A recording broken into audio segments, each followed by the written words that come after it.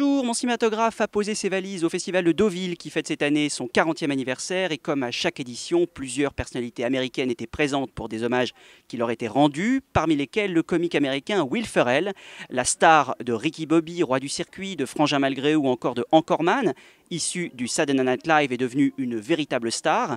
Il est donc venu fouler les planches de Deauville, participer à une conférence de presse. Nous y étions, morceau choisi. Quand j'étais enfant, je regardais tout ce que je pouvais à la télévision. La principale émission comique aux États-Unis à l'époque était le Tonight Show, animé par Johnny Carson. C'était la seule émission de stand-up en direct.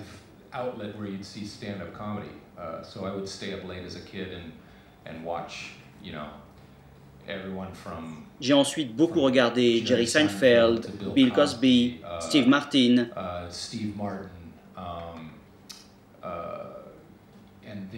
Et aussi le casting original du Saturday Night Live, Bill Murray, Dan Aykroyd, John Belushi et Chevy Chase. Ces personnes ont une grande influence sur moi. There's something new on the New York social scene. It's fun, relatively benign, and costs about as much as a soda pop at the local drugstore. Here's Brian Fantana on why everyone who is someone is lining up to smoke crack. Now, Brian, I understand we have some crack, and we're going to smoke it right here in the studio. I don't know if you can get a shot of that. Champ, what is that? Did you know they were going to have that? No. Tell you, I love cocaine, so if this is anything like that... Oh, then you're going to love crack. Now, what are we doing here? We're going to take some of these rocks. Okay. Now, what you're going to do is you're going to put your crack rock in the glass pipe. And I'll pack it in there.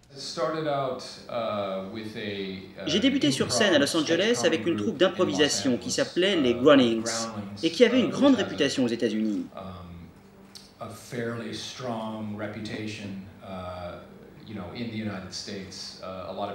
Beaucoup de personnes qui sont venues de cette troupe ont ensuite tourné des films, fait de la télévision, notamment dans les shows du Saturday Night Live. C'était aussi un très bon endroit pour apprendre à écrire des sketchs, à développer des personnages.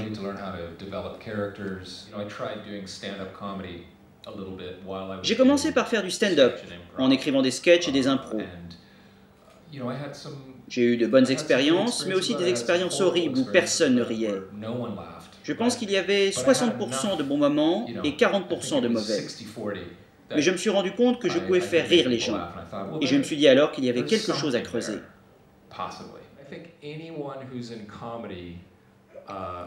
Je pense que les acteurs comiques vous mentent s'ils ne vous disent pas qu'ils ne sont pas extrêmement chanceux de voir le public rire, parce que la plupart du temps, ils devinent, ils espèrent que ça va être drôle pour les autres, comme ça l'a été pour eux.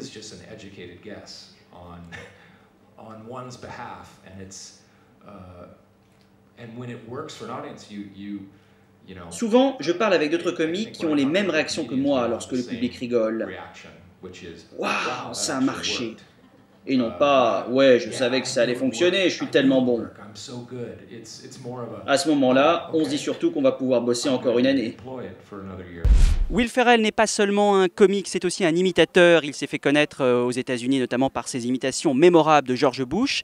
Et pour recevoir son prix, il nous a gratifié d'un français tout à fait personnel. Écoutez plutôt. Je m'appelle Will Ferrell. Je suis américain. Je suis grande. J'ai des yeux bleus.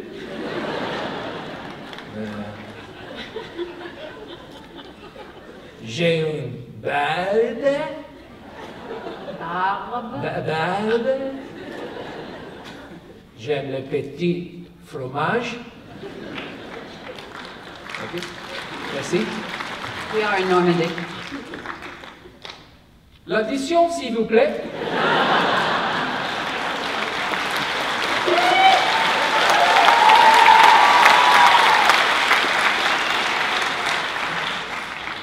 Où est la gare?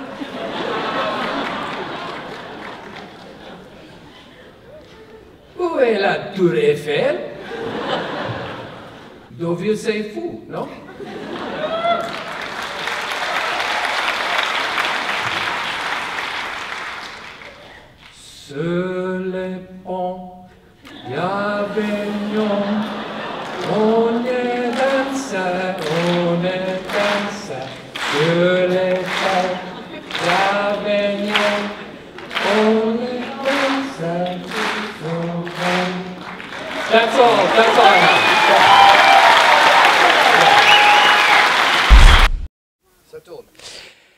Le visage de Ray Liotta est ancré dans l'histoire du cinéma depuis 1990 et la sortie des Affranchis de Martin Scorsese. Ce rôle de Henry Hill a marqué toute sa carrière. L'acteur a enchaîné depuis beaucoup de films, parfois un peu trop, des polars, des films de gangsters, Narc notamment ou Killing Them Softly.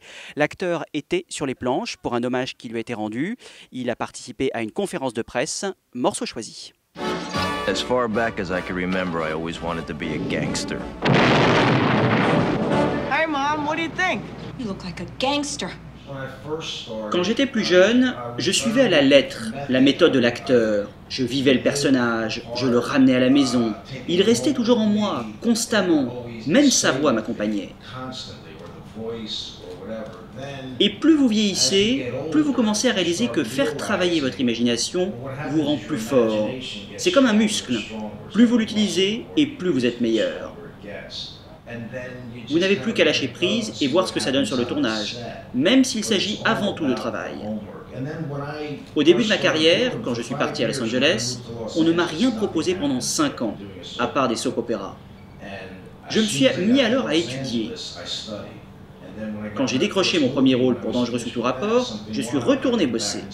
Même après Les Affranchis et jusqu'au bout du rêve, je n'ai pas arrêté d'étudier le travail d'acteur. Et plus vous étudiez, plus vous vous sentez en confiance.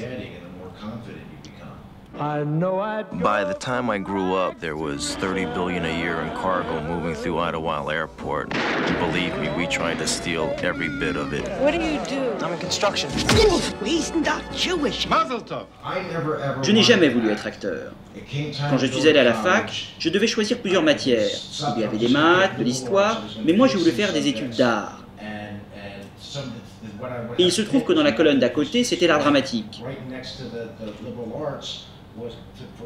Je me suis dit que j'étais bien obligé de prendre ça et ne rien faire pendant 1 an. C'était durant les années 70. Et quand j'ai commencé à m'intéresser au métier de comédien, j'ai vu tous les films de cette période, avec tous ces acteurs que j'admirais.